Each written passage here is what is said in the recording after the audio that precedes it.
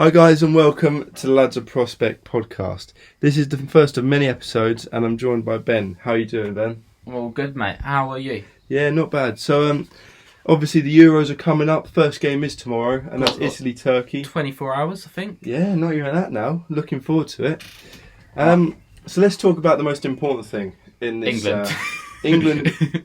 That's all we care about is England. That's all we care about. That's all we live for. 100% mate. Right. So, team then. Yeah. Team manager, to be honest, because I'm not sure about manager. Team-wise, I'm happy with it. Yeah? I think I would change one player. Who's that? Sterling. Would you? Yeah, you have a campaign I against don't Sterling. have... It's nothing against Sterling personally. Just don't like him. As a footballer, he's just done nothing this season. Yeah. What has he contributed to the City team? Yeah, he's an interesting one because he's had a very good career from like such a young age. Number-wise, he's done great. He has. And But- at City, he's turned his career around, but... Even at Liverpool, it was good, to be fair. He went for like 50 odd million at like 20 or something like that. Yeah, but he missed all those open goals, didn't he? Still does I at know. City, but... Exactly. That's what I mean, though. Like, this year, he's just not been there. So the big question then that's on most people's thoughts right now is who's going to join Kane up top on the right and left wing, and even Cam? So you've got the likes of Mason Mount, Phil Foden, Jack Grealish. Then they're for the main. I'm saying one thing now. Go for it. He's not going to hear it. I personally apologise, Jack Grealish. Why? I slated him the whole of last year, saying he was good, but he's not world class. Well, I take everything back. He is the pinnacle in our team. Well, this is the same as Mason Mount as well, though, isn't it? Because everyone slated him. I included slated him. I didn't slate him. I just didn't think he was good enough. I still rate Grealish above him. Now, yeah, I rate Grealish above him. Grealish is our best attacking threat. Yeah, no, I agree. I just think Mount is very a much improved player compared to what I thought originally. So anyway, on the other wings, on the right wing, you've got Sancho and you've got Saka. On the left wing, you've got Foden possibly. Foden. I've put the Foden, Mount and Grealish in the cam just because that's where the Southgate looks like he's going to play them anyway. Yeah, okay. And then on the left wing, you've got Rashford and Sterling. Yeah. Out of those two wingers, the two sets of wingers, just as we said them now, from what ITV was saying as we said them, so we can't put anyone else in that winger. It has to be those. Okay, freestyle it. Who do you want? Freestyle it. So Kane up front, obviously. Yeah. That's given. See, right wing, I said Sancho originally. Mm-hmm. I'm kind of thinking Foden, based off them England friendlies. Sancho looked nothing. He did not look like much. But off benefit of the doubt, don't want Foden or Sancho actually. No, you know what? I wanted Sancho before and change. I want Foden on the right. So you're starting with Foden on the right behind Kane? Yeah. It's going to be a very young attack. But right, so this is my improved one now. I want Foden on the right. The left, I'd have Grealish. Because I don't think Rashford or Sterling have been good this season. Rashford had a good start. And then Mount in the middle. So Grealish left, Mount middle, Foden right. Yeah. Very young. I think that's very good. If he was going to play the 4-2-3-1 or with three strikers behind and Kane up top, I would go something very similar. However, as what we've also read, they think they're going to play either a 4 at the back or if it goes to 5 at the back, then it means it's going to change it up. So, on that note of changing the formations and whatnot, Ben, do you want to give us your ideal England 11 against Croatia, opening game? Right. Bearing in mind we haven't got Maguire, he's been in training, but he doesn't look fully fit. He doesn't look like he's going to play. And Henderson's been a bit, Henderson's 50-50. So, what's your starting 11 for that first game? Based on the Henderson thingy and Maguire, it's mine, it's not against Southgate. Yeah. 4-2-3-1. I think it has to be 4-3-3/4-2-3-1, depends how you want to see it. In goal, it's going to be Pickford. I want Henderson, but it's going to be Pickford realistically. I know it's my 11, but if I'm going to be realistic, it's going to be Pickford in goal. But I want Henderson, personally. Right back, I've said Walker this whole time, but I'm starting to think Trippier. Yeah. And it's the thing, I'm not too sure. If it was you personally, just say your ideal starting 11. See, mine's changed since the friendlies, though. Okay. Before the friendlies, it was Walker. Since then, I kind of want... For Croatia... Okay, so Ben wants Croatia, I'll go Trippier. So you've gone for, so far... So... Pickford and Trippier. Yeah, I would rather have Henderson, but basically Pickford. So I'm saying Pickford and Trippier. Left back? Left backs will be Shaw. Sure. I think he'll play of the year in terms of for Man U and left back season probably. He's had an incredible season, to be fair, hasn't he? Yeah. And then two centre backs. So mine's going to be John Stones. Yeah. And this is Maguire's not fit. She doesn't look like it. John Stones and Ben White, I'd say. Yeah. I think Ben White has to, because Mings, too rash. He just goes out of position. He wins the ball sometimes. The other time he takes the play and he's gapping in defence. I was reading somewhere earlier. I'm watching it. There was two different things about it, but Mings, I think the only reason he's actually in the England squad is just because he's left-footed. Yeah, I was going to say he's a left-footed player, and if you play three at the back and you're a left-sided centre back, he's your man. But yeah, I think that could be right. And then Cody, just not in a 4. No. If you go three at the back, don't get me wrong, he's straight in there. I reckon if we do three at the back, I know it's going for my team, but if we've done three at the back, I'd have Reece James right centre back, Stones middle, Cody left centre back. That's pretty good, yeah. But yeah, back to my team, because we're not doing that. Yeah. Four at the back could be that. So we've got Trippier, Ben White, John Stones, Shaw. 2 CDMs, CDMs. Rice, Big Declan, has to be in there. And then I want to say Bellingham, but Phillips. I don't know, it depends on how Rice plays. I feel like Rice can be a ball player. So I think for Croatia, I would start Rice and Phillips. I want Henderson, but he's not going to be fit for a full game. I'll say Rice and Phillips. I think that's solid. Because Rice, although he is defensive, he can run with the ball. He can dribble. And then, as before, you got your Mount, you got your Foden, you got your Grealish, and then you got your Kane up front. It's a pretty strong team, isn't it, that one? Wow. Think it, mate. What's about yours, though? So my one, it's a bit of a different one, and you're going to hate me for this. If you do formation, 5 back. I'm going to explain why, okay? Against Croatia? Yeah. So, I think a fullback for England works only when we've got Harry Maguire. The reason being, we haven't got any other leaders, and the fact that, bearing in mind this Croatia team's got like some Modric, Rakitic, Kovacic, Perisic, all these good attacking players that play Champions League or a very high level, and they've hit the world stage. And these players have hit the World Cup final. And then we've got Brighton centre back. That's it. So for me personally, I'd go over back 5 for this game. So my starting 11 would be Pickford in goal. Yeah. I'd then go for a back 3 instead of saying a 5, just because it'd be 3, 4, 3. It'd be 3. Yeah. So my 3 would be Stones in that centre back. Yeah. Then at right centre back, I'll go Reece James. Yeah, you're gonna say Walker. I was gonna say, but I'll explain why in a minute. Yeah. So Stones at centre of the 3. Yeah. Reece James right centre, and left centre. I'd actually probably go with Ben White, even though he's not left-footed. I think just because of his versatility and and he's got a bit of pace in him. And I think with the players around him that I'm going to put as well. Yeah. He's played for Leeds, mate. He's got that fitness. I'm telling you that now. And then the 2 wing backs supposedly left wing back. I'd go for Chilwell. Okay. Only in a 5 back at this moment. Yeah, because he plays there. And because he's played in the Champions League final and he's got Stones and Chilwell, 2 not big player games, but players who are used to big occasions to help mentor him.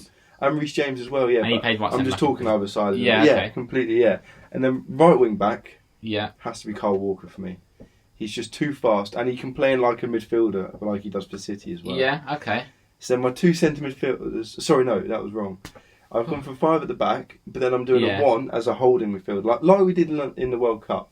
Okay, so Rice is going to be in the holding position. Yeah. And then the 2 in front are Foden and Mount. Okay. And then up front, I'm going to go Kane and Rashford. I see where you're coming from. If you're looking at a 5 back, I agree with most of that, to be fair. I agree with the Reece James thing. I think him and right centre back's a powerhouse. Yeah. His speed and strength is ridiculous. My opinion is, in a 4 back, I'm going to contradict myself. I said Trippier. In a 4 back, I'd probably have Walker. I'll just say Trippier, I know, but I think Walker for pace, I'd go 4 back. 5 back, I'll go Trippier based on his crossing. Yeah. Because your right wing back's going to be... I know he's going to get back, but if you've got Reece James right centre back, you don't need the best, quickest right wing back. And Trippier's got a cross in them. He does, you're right. Whereas Kyle Walker's going to turn back and play it back to Reece James. Yeah. That's a fair point. Decent team, though. But so... Moving on from the starting 11, pretty interesting decisions, obviously. But who do we think is going to be in the final of the Euro 2021, whatever you want to call it? See, this is the thing.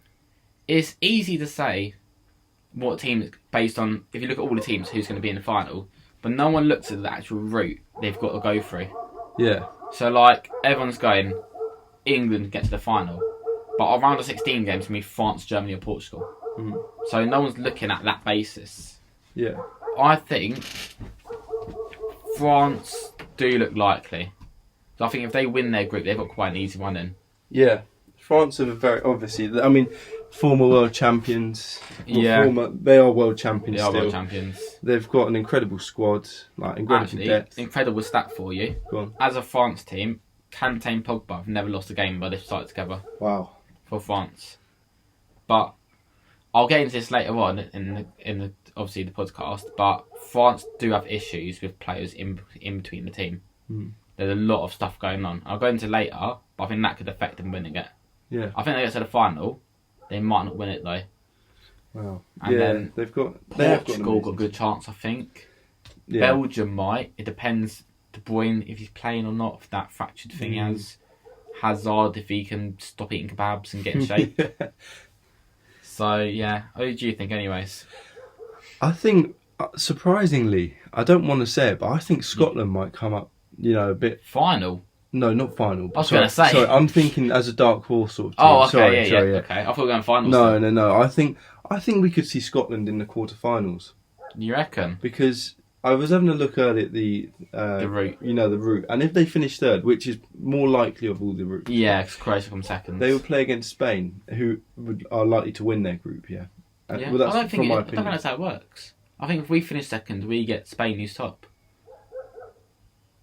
I'm almost certain of it. Oh, anyway, they don't get the most difficult teams. I get what you mean. So, and I think Scotland actually they haven't got these world beaters. They've got two good left backs, Scott McTominay, and Didn't he's left back. No, I'm talking. I know, Tierney and Robertson. Yeah, and then Scott McTominay, John McGinn, Lyndon Dykes, my hero. What a striker! Yeah, I think they've just got a few players that, and I think they're being in good form as well. To be fair, as a squad, they seem to gel quite well. Anyway, yeah, I did see a lot of people unhappy with the Scotland team though when it got announced. Yeah. So I mean, I'm not going to say I know Scotland teams. I don't know a Scotland team, but I do know they've been in good form. So I can see that. Yeah. My dark horses, I'm saying Italy. Yeah, I wouldn't say they're a dark horse, but yeah, I mean, yeah, they're not a dark horse, but no one's mentioned them. Yeah. Last few years, everyone think Italy, yeah, great, blah blah. No one's mentioning them this year in terms of get to the final or even win it or anything like that. They've got 11 clean sheets in their last 12 games. They are doing very well. They've unbeaten, I think, in 26, 27 games. That's crazy. With the young players are coming through. Look, Barella, Bastoni, Chiesa from Juventus is brilliant. Insigne, Immobile. Donnarumma's 22 and made like 200 games. It's amazing, isn't it? I'll go my fancy team, Donnarumma. I think he's really class. I reckon Italy, I don't know what their draw's like. I do think they've got an easy round of 16 to get out of the group, so I reckon they'll finish top easily. I think Italy can get quarters or semis, possibly finals, depending on who they play. That'd be amazing, wouldn't it? That's my opinion. Obviously, we all want England to get to the final, won't it? And they will. It's coming home. all needs to happen. We need to beat Scotland, and we'll think we can win the whole tournament. So, as for England, then going back to our beloved country. Yeah, of course. The two patriots of the of England, but I do think we always say it year on year. We'll say it to the end of our term. We're gonna win. Yeah, it's coming home every year, every time. Every year, no matter what, it's coming home. But I do have some sort of optimism, but then I also feel quite pessimistic at the same time. The Euros is home. It is at home. It is, but then it's literally at Wembley. I just have a feeling we're going to lose to Croatia on Sunday. Honestly, it will be a blessing in disguise coming second. But you can't play to come second. I know you got to try and win it. And I'll happy if we win the group. Don't get me wrong, I'll enjoy it. But also with them way to come in second. I don't think France will top their group either, by the way, just talking about England's future route and whatnot. So you reckon France, Germany, Portugal, Hungary? What do you reckon? Well, all I remember is last time in the World Cup, do you remember when Germany could... I don't think they got out of their group, did they? No, they did just. Did they? Tony Kroos got a free kick, top corner, far post, and they got him out of their group. I think France are going to be like Germany were. I think they're going to struggle just because they've got all these big egos. They've got the Pogba, the Mbappe, the Benzema. I'm not saying Kante's a big ego, but they've got all these big name players who are genuinely amazing players. But when you put them together, this we were talking about earlier. So obviously Benzema and Giroud have some history. Yeah. So them two, yeah, exactly, the go-kart. And Giroud said they're going to go for a go-kart together after. So them two have already got a clash. So that's already damaging your striker partnership, whatever happens. And apparently the last friendly, Giroud and Mbappe have clashed. I think, don't get me wrong, I saw social media, don't know how true it is, but I think Giroud had a go at Mbappe because he didn't pass enough. Which is similar to what Benzema does, but he doesn't pass enough. Yeah. So, I don't know, so I'm thinking, if there's a clash there...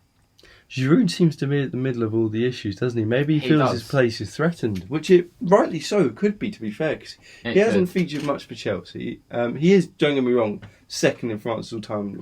He's got a better goal-to-game ratio than Henry. But then, at the same time, Benzema has had an amazing season. Yeah. Genuinely amazing. And he will... I feel like he's a better all-round striker than Giroud, but... Yeah, this is the thing. I reckon Benzema is more likely to play, and more likely to play, and he's probably going to be preferred. As a striker, him and Giroud, Benzema's better, don't get me wrong. But I think for a big game player, Giroud steps up every single time. Yeah. No matter what. For Arsenal to Chelsea, for France, every single time. I just don't know how they're going to line up for Mbappe as well.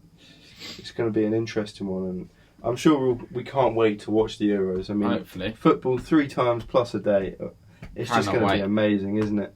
Literally, on the weekend, Saturday from 2 o'clock to 10 o'clock, just watching games. It's going to be beautiful. Anyways, on the topic of strikers, mate, top goal scorer of the Euros. Top goal scorer. I know it's hard to think. I'm just going to have to say, it's coming home, and it's going to be Harry Kane. He got the World Cup. He did, didn't he? So, yeah, I mean, I think he actually has a chance with Grealish and Foden and all these players around him. Yeah, and he's going to be in penalties. Yeah.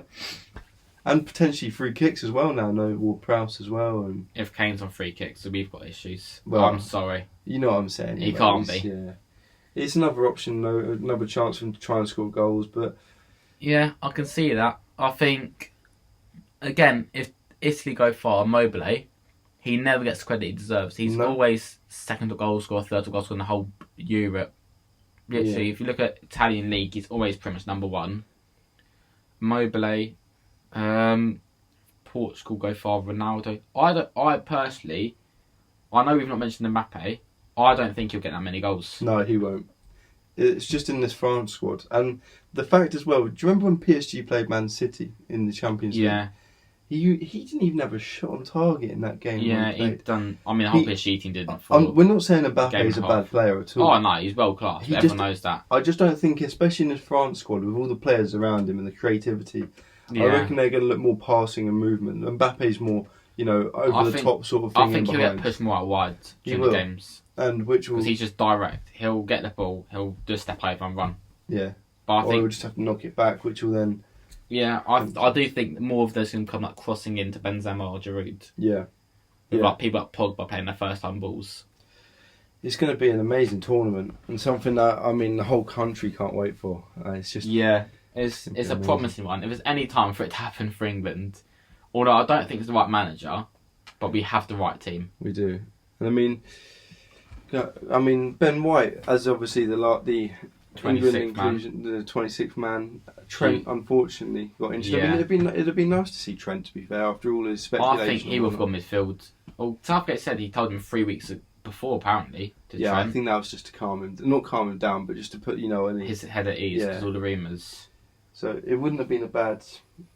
I'd like to see what he'd do in midfield, because I reckon that was going to be his chance to play midfield and see what he does. I reckon it'd been alright, to be fair. That's what I mean, though. That could have changed his career.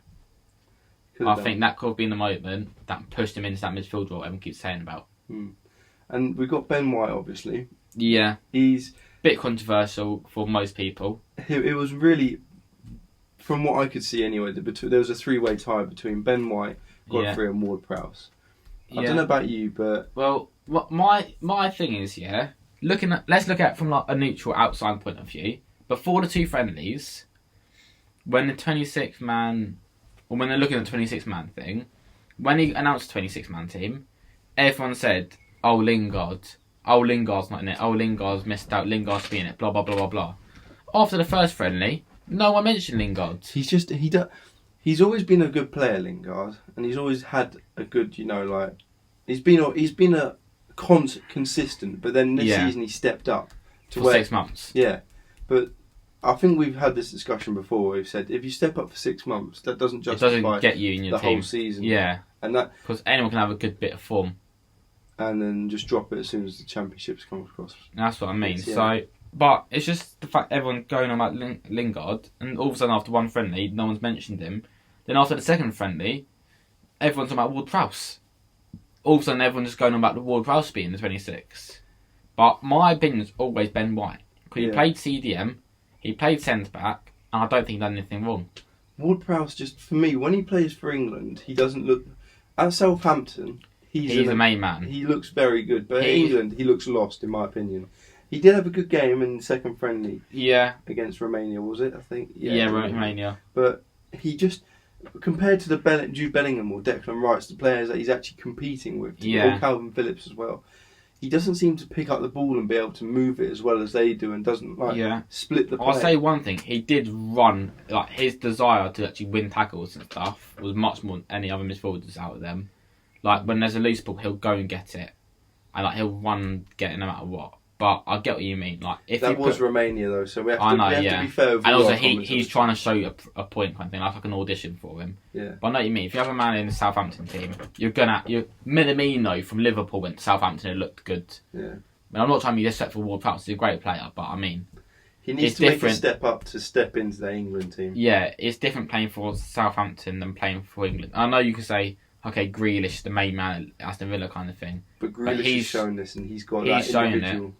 He's shown it on England, and he's shown for Aston Villa himself. He can take it he can take the whole game and get Aston Villa out of it. Whereas Ward-Prowse doesn't do that. It's just everything goes through him. Yeah, no, you're right. So, I mean, it's going to be an incredible tournament, as we've said multiple times, and I'm looking forward to it personally. It's going to be absolutely amazing. Italy, Turkey first game. Yeah, I'd see that one. 8 o'clock tomorrow. I see Italy winning that. You reckon? Yeah. It just, for me, it has to be. It's got to be. I reckon 2-0 Italy. I'm going for. Yeah. Yeah, I think Italy. They have to. I think clean sheets. They're going to get quite a few. I reckon. I can see Donnarumma just class. But it'll be interesting, mate. So what the I've got the home pitches down here. I think so. The home stadiums, they're going to be the Stadio Olimpico in Rome, which is obviously pretty nice to stadium. So who's playing that game? That's where the first game is going to be, Turkey against Italy, and it's going to be Turkey as the home team, which is going to be quite interesting. But it's in Italy, isn't it? So realistically, Italy the home team. Yeah, but I don't know how the fans thing's going to work for that either. Are there going to be any away fans in the stadium? Are there? Yeah. Not? We will. I mean, from what I've read, I haven't seen anywhere to say there will be, but I don't think there's away fans from what I can see. We won't know until it's going to be. It's going to be a very controversial Euros with the fan situation. I mean, England having 3 Wembley games, all with like even half the stadium fans, or 25%, compared to the away team having nothing. I mean, it is going to be really is England's best chance if you look at it like that. Yeah. And the next game, Wales against Switzerland, is going to be played in Baku, which is... Baku. For me, that's a very, very... That's a sensitive subject for an Arsenal fan, isn't it? No, I think talking in terms of, like, places to host a football match, Baku is the most inconvenient place to go to. Yeah, I mean, even for the team itself, I mean, what do you do? Like, do you train there for like a few weeks? Do you just turn up a week, like 2 days before? Well, I mean, you've got a game every 3 days, is it? Something like that. You've got 7 games in 28 days, so it's about roughly 4 games, game every 4 days. Yeah. Which, I mean, it's a 7-hour flight. Yeah, if you're going from Baku to London to Rome, it's a bit much. That'll take a mental toll as well, as much as a physical one as well, on all these players, which it just seems too out of the way for what it needs to be. All these dots are connecting to England doing well. Yeah. It has to be. There's everything in our... I think the 1996 Euros, that was in England, I'm pretty sure. Got semi-finals. This is arguably a better team. Yeah. Worse manager, but better team. So I do think it's all connecting to England doing well, but I just don't see us winning it. Yeah, and it's just something we can always hope for, isn't it? Oh, don't get me wrong. I'm going to be there with an England top, an England flag, in London, ready for us for the games. And don't get me wrong, when we beat Croatia 1-0, I'll be thinking we can win the whole tournament. Oh yeah, yeah. Or even a draw, I'll still be optimistic. Oh yeah, I'll lose. We'll bounce back against Scotland. It's fine. And then we'll lose to Scotland. So the next two stadiums are Parken in Copenhagen and the St. Petersburg Stadium in Russia.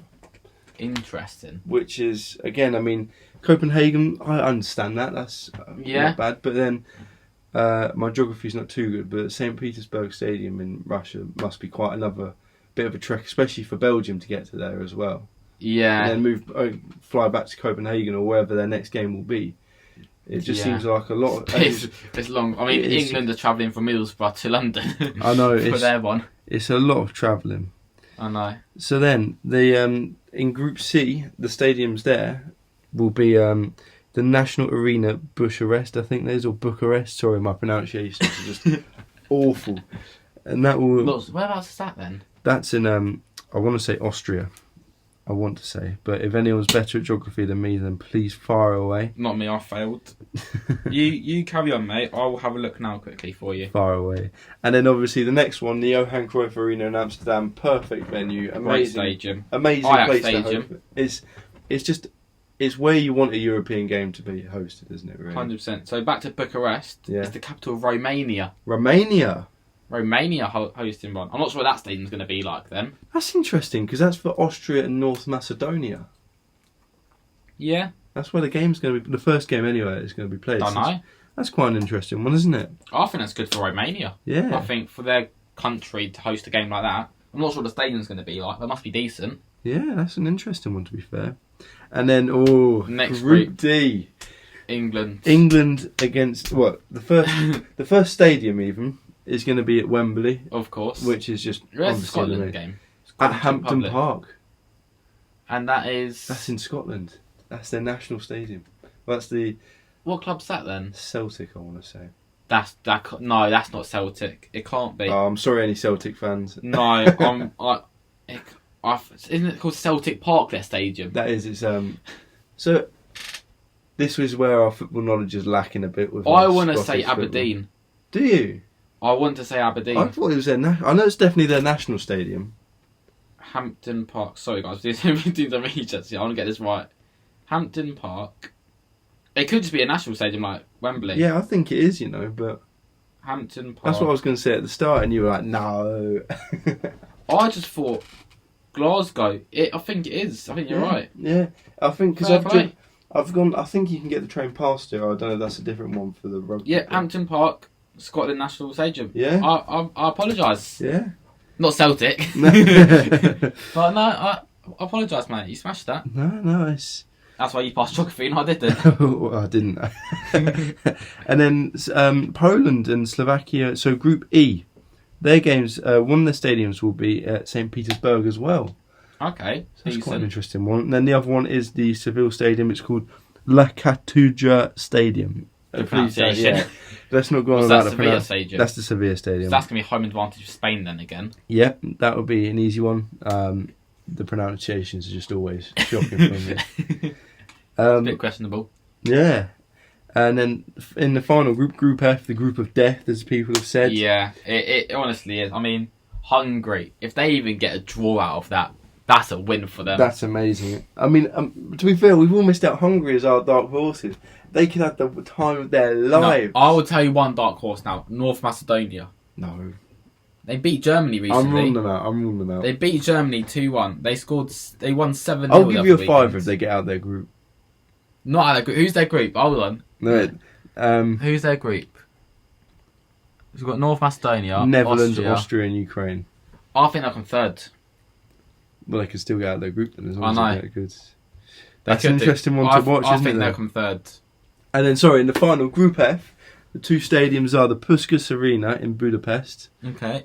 It's okay, I suppose, isn't it, in Hungary? Dodgy, yeah. And then the football arena, the Allianz Arena in Munich. So, I think, to be fair... That's a great stadium. Apart from Baku, I think they're actually all quite good hosts stadiums. Yeah. Where's Baku? It's so far away. It's just like it's ridiculous. It's too far. Like, it's just not right though. Like. Yeah, I'm not sure. Capital of Azerbaijan. I mean, that is far. I'm just hoping England don't have any games there. Yeah, otherwise that's just going to be a killer, isn't it, to be fair? Yeah, I mean, it's going to be far, but who knows, mate. Alright then, so thank you everyone for Thank you everyone for listening. Not watching. Nah. Not yet. To the first episode of our podcast. We really appreciate your support as always. Ben, thank you for That's right, mate. Co-hosting with me. As always. If you've got as well, if you can, pop your fantasy team in the comments, and we'll have a check. And we can leave our code in there in inscriptions. We've got Fantasy League. Yeah. Anyone want to join that? And guess we'll do this next Thursday again. Yeah, definitely. Every Thursday, hopefully, maybe more regularly, and we'll keep you updated on Euros, transfer news as it's going through, just any football updates really. And then we'll have some mystery ones where we can talk about random subjects. If you've got any topics, leave them in the comments. And as always, don't forget to like and subscribe. We always appreciate all your support, and thank you everyone. 100%. And as for now, we'll see you guys again next Thursday. See ya.